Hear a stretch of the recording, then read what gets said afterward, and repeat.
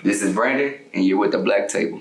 I have a very good friend here today, and she goes by the name of Lexi. How you doing today? Good. That's good, that's good. So, it's good to have you here. So, what's your upbringing like? I came from a little bitty town called Licking. And I have two brothers and two sisters, and I played basketball my whole life. Well, sports in general. I was pretty athletic, and we're a really competitive family, and it was I liked my childhood. That's good. So, tell me about Licking. What kind of town is it? It's this little bitty town in the middle of nowhere. Well, it's not little bitty, I wouldn't say. I feel like I don't know. I just know it as my hometown, but it's a good place to grow up, I feel like. That's good. So, really, the real question I want to ask you, how did you end up being a paraplegic? What was your situation? So I was in a car accident.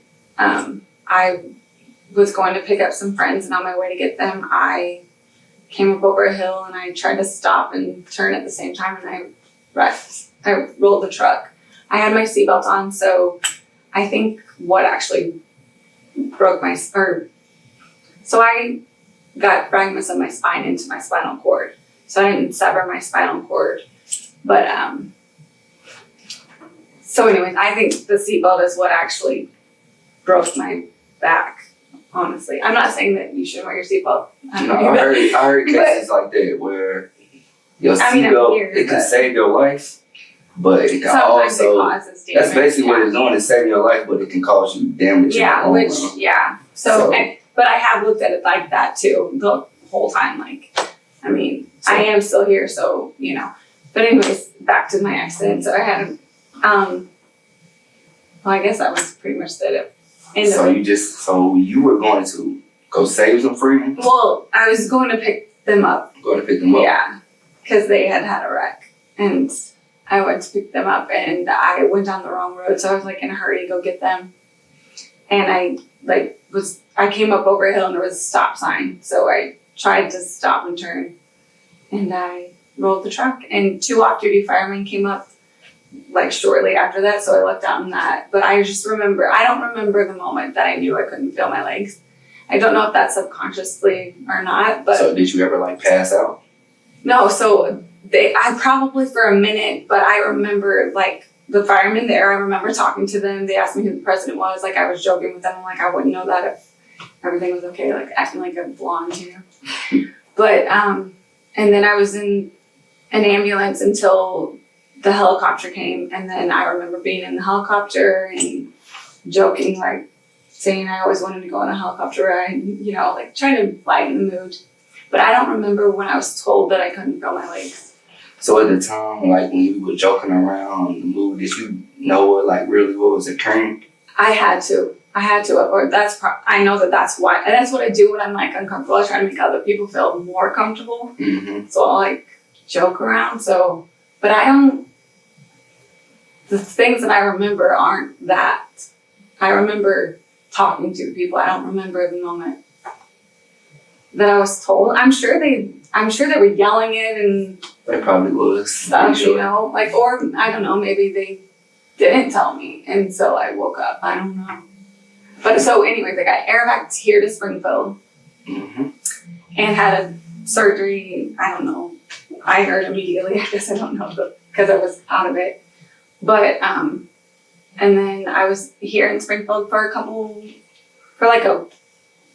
3 or 4 days.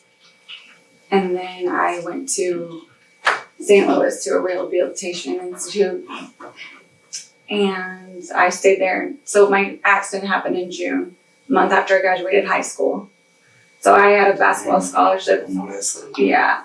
So I was going to college, and then a month before I went to college, I wrecked. And so I was in the hospital or at the rehabilitation for PT and all that for 2 months, I think. Because I came back in August, I want to say. And then I lived with my parents for a couple years. And then, I went to school while I lived with them. And not to cut you off though. Like, what was your process like when you were like, when you found out like actually what happened to you and you was in the hospital? Like, what was going through your mind? How did it hit you? I don't remember that exact moment. I remember being in the hospital and just being like, okay, like I can't be pissed off. Like I'm mad, yes, but I can't like take it out on everybody else because then they're gonna be miserable too. Like, so I was just like, oh yeah, this freaking sucks. Like, I remember the one time that I actually like cried in the hospital. It was like the very next day, like after surgery, and they like already wanted me to be up and like do PT. And that was like, give me a freaking second to accept it or something, you know? Right. But that was just for like, that's the only moment that I remember like breaking down, which was pretty early in the process. I mean, yeah, occasionally here and there, like that you broke down. Shit makes you mad and you want to do something that you can't do. So, like, I know when I was in the hospital, it was just like, I knew what was going on, but I didn't know at a certain point, you know, I just thought I had an injury. Yeah. And I thought I was like going to bounce back from it. I didn't know, like, I knew my legs weren't working, but I thought it was like, I was just going to be all fine. I kind of feel like I felt like that too. Yeah, then the people coming to visit, it was just a lot of pressure. Yeah. And then, like, I know you got a loving family, so you had many visitors. Oh, yeah. And it was just like, you want yourself. And like I said, I'm from a small town and I was athletic. So like people like knew me from a small town. So the whole town was like there. You know what I mean? Yeah. Yeah, But do your followers know what happened to you? No, they don't. And I think it's time to tell them. Because like, what happened to me was, I was just chilling. I was just chilling outside with my friends. And we just sitting in a circle just talking. It was like, I want to say 5 of us. I was talking to one of my homeboys. And then my cousin was talking to my other homeboy. Then you had my other homeboy that was laying against the car. And, you know, we just having a conversation like me and you. And they're off in the far. And then next thing you know, it was just like a bang. And then I don't remember falling down. But I remember waking up. So I must have passed out for probably maybe 5 to 8 seconds. And then when I tried to get up, it felt like I was just floating on a cloud. And I was like telling them like, I can't feel my legs. And then it just felt weird because it felt like I was floating. And I thought I was playing, but I actually didn't know what happened. And I was like, I think you shot me. But I didn't know what really happened. And I grabbed my side because I got shot in the chest. And then, it was just a freak accident. Yeah. One in the chamber, and it changed my life forever. Yeah. So, we called 911. We end up, it was so much in the panic mode. They were so much in the panic mode when they had me in the back seat that I had to tell them how to get to the hospital, but we didn't make it to the hospital. We ended up running into the ambulance. Okay. So I was laying in the back seat, and then the detective opened the door. He was asking me questions like I was going to die or something, and that got on my nerves. But I told him I wouldn't answer no questions until I got help. Yeah. But and I just remember getting the ambulance going towards the hospital because my accident happened in Poplar Bluff, Missouri. Mm-hmm. Yeah. So I went to the hospital, and then I remember them laying me on the table. And I didn't know they had cut all my clothes off, and I just started touching myself. Mm. And then I felt all that, and I was like, am I naked? Then next thing you know, they slipped my arm side open and stuck the chest tube in there. That shit hurt. That's when I first started screaming. Oh my gosh. And then they got all that situated, and my mom and dad came back there, and I was sort of like you. I was like, they came back there crying, and I was like, everything's gonna be all right.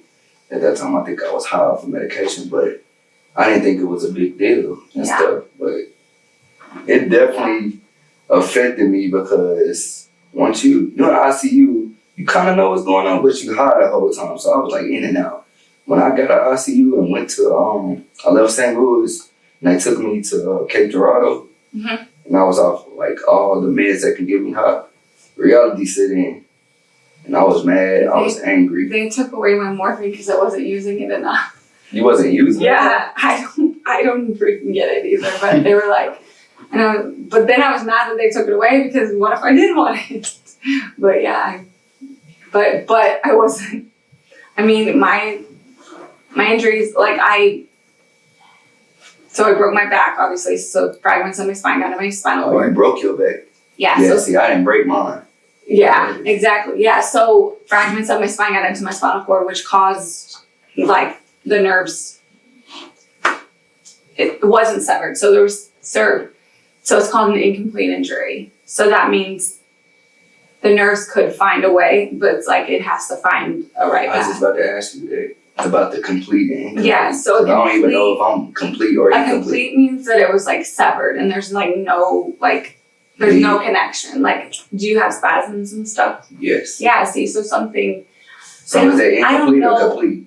I don't know anything about complete. I just know that I'm an incomplete. No. Because I don't want to tell you the wrong thing, but I have so I can move muscles below my injury. I just can't feel them. Some to my hip flexors. I can feel so right here. Where you go? Can't feel paralyze it. What's your injury? T7. You T7? T11. T11. I ain't gonna tell you your injury, but that sound about right. I'm T10.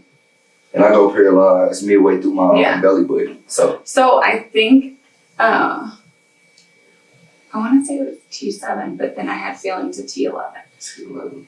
So where you cut off it? About right here is where the feeling is, but then I can move my hip flexors. So but you can't feel it. Right. It is weird, and I don't think people understand how the nerve system works. So it's I got a great definition of it when I was talking to the specialist. When we was in the hospital, I was with other people that were paraplegic, and we was all trying to understand what was going on. Mm-hmm. And he basically gave us an honest way, but it didn't hit me right at the time. So basically, he just told us our lower half of our body is unplugged from our brain. I was gonna say the wire thing. Yeah, it just unplugged, and I get a lot of questions can they do surgery to get that connected? But I didn't ask every question like that, and people just I know you don't never know the answer. Yeah, they just think it's ways. It might be ways, but that's a risk. And you have to have money. And you gotta have money, and they don't understand that your nerves are as thin as your hair, and it's millions of them. Yeah. You think they're just gonna go in there and just hook them up? Yeah, another person kind of similar to that. They said that if you cut a phone cord and there's lots of little wires in there, some of them could be cut and some of them not. So some the light's on, but it's not ringing because the ringer's off and the light's on. Yeah, so basically to sum it up, our brain can't send signals down to our lower body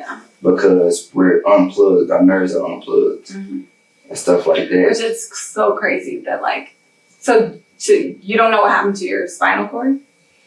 Fractured. That's all they told me. It was a fracture.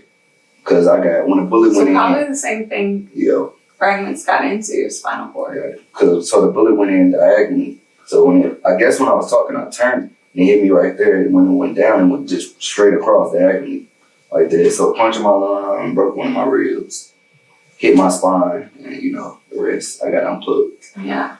So it went like that. I broke some ribs and punctured a lung. But then I had a scratch on my hand and a scratch on my ankle. I did a chip of C4, I think, chipped off the side, so I had to wear a neck brace. But it was just nothing permanent. So what was I about to say? So were you ever angry at your friends that you were going to pick up? At one point in time? Any point? Y'all ever talk about it? With a couple of them, yeah. I mean, best as you could. That's a touchy one. It is a touchy involving the other people like that. It's our own whatever. Our own, and I wouldn't say beef because I'm fine with them. I know it wasn't their fault. I don't think that it was their fault, but I know that there's people that do and don't. It's just, and that's another situation too. But so you probably have the same. Yeah, it's people feel like I need to address the person that did it to me.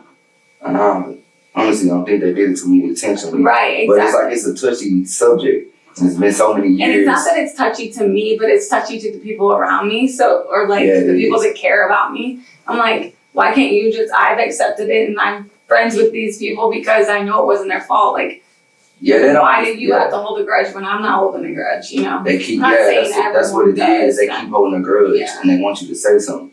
But as long as I'm happy, you should be happy for me. Yeah, exactly. And they just don't know what, like and that's okay, yeah. Yeah, what we overcome. Mm-hmm. Because, like, I was in a dark spot. Like, I was in a dark spot. I had all type of thoughts. I never thought about committing suicide or anything, but it was just at points where I was like, I didn't want to be here, but I knew I wasn't going to take my own life. I was like, I wish I would have died that night because I didn't know how I was going to live like this. And it was just frustrating. It's like you being reborn again. And you got to start all over and nobody understands it. Yeah, absolutely. That's exactly what I say sometimes. It's like I am the same person that I was, but I'm like that person died, you know what I mean? Exactly. Like that sounds so extreme, but like no, it's not extreme. That person is dying. This is a new person. Because our personalities are different because of it, not in the sense that like jokingly or whatever, but like people have personalities in their bodies too and like move differently, you know, like we have to show emotions differently now. Does that make sense? No, that definitely mistakes everything. Like they don't take in like people, which they would never understand if you're not in our situations. Everything we do, like everywhere we go, we have to think.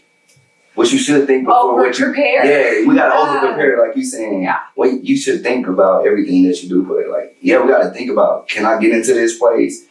Will this make when I get there? Will this make the whole crowd uncomfortable because we gotta do different things? Because I'm here and I don't want to be that person. We can't go in this place because. And I know our friends love us and they don't think about it too. They're like, oh my gosh, whatever. Like we gotta, but also at the same time. No, I am inconveniencing you in a way, in that, like, I don't. Yeah, and then I think we carry ourselves well being a paraplegic that sometimes they just don't even be thinking. Sometimes they're like, oh, I wasn't thinking they can't do this. Yes. Yeah, I forgot. I do think that too, yeah. Because you carry yourself so well. Definitely that happens sometimes. And I do say this sometimes too, that, like, sometimes I forget that I am different. Like, I think just because we go out and we live, like, everyone else does, but sometimes it's like, oh yeah, no, I can't do that. Right. And have you ever been to a place where I know I can do this and then they won't let you do it? I'm like, I got people with me, we can do this. I did this at the other place. No, I don't think so. I do. I'll be going through that all the time because like I'm very, very active in my chair. I move around. I'm strong and all that. Get over yourself. Whatever. But yeah, I can do stuff and they be just making this situation awkward. Or like when I go in a place and they were like, it calls too much attention to me. I don't like that. I'm over it at that point. Yeah, I'll be like, nah, never mind. I don't even want whatever special treatment you try to get. Yes. You're running around trying to figure out something. I don't like that. Then we just up there, everybody just looking at us. And it really depends on how that person's acting too. Like if they're acting like it's an inconvenience, that's when it pisses me off. But when like they're like, you can tell they're genuinely like willing to accommodate you, like that's a different story. But also I don't like to have all the attention just because I want to like go to the bathroom. Man, that's what I'm saying. The bathroom situation is the worst sometimes because, well, at least for a girl, because we have to go install. Yeah, so like we was at Applebee's one time, me and my cousins, and I couldn't sit in the aisle because they said it was a fire hazard. Yeah, my cousins got mad. But yeah, I just told them to calm down and stuff like that. And then I got to sit inside. But my cousin was still on the outside in his chair. And I was like, what the fuck? So it was like, it just was a big commotion. Like, it's just so, sometimes it's embarrassing and it's just like, yeah. But then sometimes, like, if nobody was there with us, then we just dealt with it. It was fine. Yeah. Back there. Which, and I appreciate, like, how, because my siblings and my friends do that too. Like, they, like, stick up for it. And I'm like, it's not that big of a deal. Like, I will just go a long way around. Yeah, because it put pressure on you. Like, I know. Jesus. But then it is sometimes, you have to be in the right mood. mood. Like sometimes You definitely gotta be in the right mood. Sometimes it would never, like it doesn't bother me at all. And then there's sometimes that I'm just like, I just want to go home now. Yeah, cause like you gotta have like some thick skin to live like we live. Cause people make comments and people just look at you and then like I hate people that like judge us or they surprised at what the hell we can do. And it's like if you just get to know me and ask me. Yeah. Yeah, and then I just ran into a lot of people like I didn't know you can do this, and then they like see how we live, and then like oh, I got a friend that's in a wheelchair that can do this and do that and all that. But they just never know. But like I said, when I was able to walk, when I was walking, I ain't never really noticed people in wheelchairs. Yeah, I think that too. Like, I mean, I did a little just because I knew some people that were in wheelchairs, you know, like. Mm-hmm. But yeah, you know, I do think about that too. Like if somebody's new and they're like over accommodating, you know, like you can tell that they've never been around anybody in a wheelchair, and that like you can tell they're being too nice or being like weird about it. Yeah, like when I feel that's definitely a turn off with friends in general. Like if they feel weird or if they make me feel like I'm like too much, like that sucks. You know. No, I get it. So like, how long? I don't know how it got. How long did it take you to like come outside and communicate with people, like try to get your life back on track? How long did it take? I feel like it was right away. Right away? Mm-hmm. That's really good though, for real. But I also was younger, so like I was 18. True. Like, and I was getting ready to start. So how long you been like this? Since 2006. So this year will be I'm 18 years, so I've been in a wheelchair 18 years, and I walked 18 years, which is crazy to me. It's like the in-between. Did you ever go through this part where like, have you did therapy? If you keep doing therapy, you can walk and all that. But they don't understand it. It's not the therapy. Like I tell them, therapy taught me how to live. Yeah. I ain't gonna lie, it got me my core stronger. It taught me how to get dressed and all that. Like, basically how to live like this, not prepare me to live to walk because we haven't made it to this stage. Like doing therapy don't put your nerves back together. That just ain't. Yeah. That's just how it goes. And they're like, well, we'll keep your legs strong so when it does happen, I think your bones gonna deteriorate. I know. Yeah, we need to stretch. They probably are. Yeah, they are. I'm definitely my legs. I done lost so much weight in my legs. I've broken so many bones since I've been in a wheelchair. I've never broken a bone before, and besides my pinky. How many times you broke a bone? I broke my femur, I broke my tibia, and I broke my ankle. Well, I haven't broken 3 separate times. Just like one time I fell. One time my leg got stuck, and one time you got what? It like got stuck underneath my other foot, and then one time I fell face forward at a wedding. It was going down a ramp, and there was like a bump down at the ledge, and then my front casters went in, and I fell forward, and I broke my ankle. Damn. Yeah, which I didn't know that it was broken. It just swelled up really big. So the next day I was like, I guess I'll go. Yeah. That's the thing that. My nerves, like, if something's hurting, they'll, like, start jumping. And, like, so I'll know something's wrong. I just gotta figure out where. So something's trying to get through. I ain't really hurt my body that much. My feet, all the way scuffed up. Oh, yeah, for sure. Toes. Off the meat rack. It's, like, all the way scuffed up. So, like, how did you feel about your dating life? I mean, I feel like it's, now that I'm old. It gave you the confidence to get back out there. I don't know. I just tried to be myself, you know what I mean? Like, I don't think I ever, like, remember the moment that I'm like, oh, I want to go date a guy. But, like, if it happened, you know what I mean? Like, I still feel like I'm self-conscious because I can't do everything and another girl can do, like, and not even just like sexual, but like go on hikes and shit like that. Like, you know, that killed me. I like stuff like that. I know, you know, I do too. Yeah, that stuff. It just sucks that you can't do stuff like that. And so, like, have you ever been on like dating apps? Yes.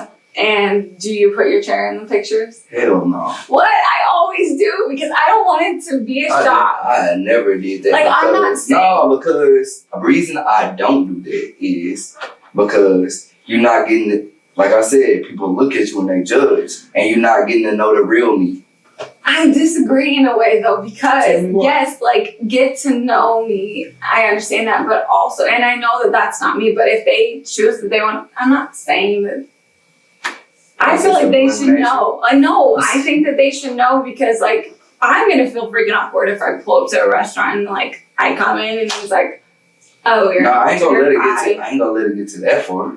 We'll have to be talking, yes, for sure. But I feel like that awkward thing is out of the way. Like, I feel you, but I get that just person. that part. But, yeah, sometimes I'll bring it up first. Like, a lot of times they don't even bring it up. But then it makes me wonder, do they know? And then it's so stupid. But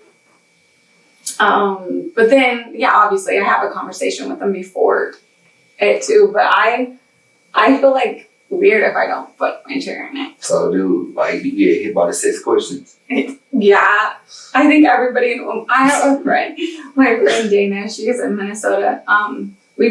We met online, like, right after our accidents, and we, like, hit it off, whatever, we're friends. But we were just joking about it the other day. We're like, all the weird things that people just think that they can ask us just because we're in a chair. Would you walk up to somebody else and just be like, hey, can you have sex? Can you still have sex? What do you mean? In the most random places, too. Yeah, just let me know how important sex is. Yeah. Yeah, because they ask me all the time, like, does your penis still work and stuff like that? I was like, yeah, we got ways around it. Don't worry about that. Is that what you really worried about? Exactly. But why are you so curious? Right. Like, I wasn't curious about you. Because it's crazy. Especially I get why they're curious. I know we are different. Or and then have you ever ran into and now that I'm older, it's like, it's at this point like, am I a bucket list? A fetish? I have thought. You know what I'm saying? I feel like you can feel it out. Like, is it a fetish? Like, I feel like some guys, like, are weird and say, like, if a comment is made the first time that we talk, it's like, you can ride me or, like, whatever, you know what I mean? Like, then I'm like, okay, bye. Like, then I know that, like... Yeah, it's a lot of creeps. Yeah. Out there. I don't know.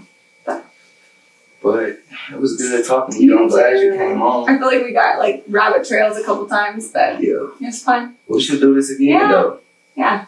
Like, talk about life situations. We definitely because we talked about, like, our background, like, what happened to us, but yeah. But thank you guys for tuning in, and hope to see you next time on the Black Table. We should at least do one where, like, real life situations we can and definitely come stuff back. like that. We can definitely come back. Yeah.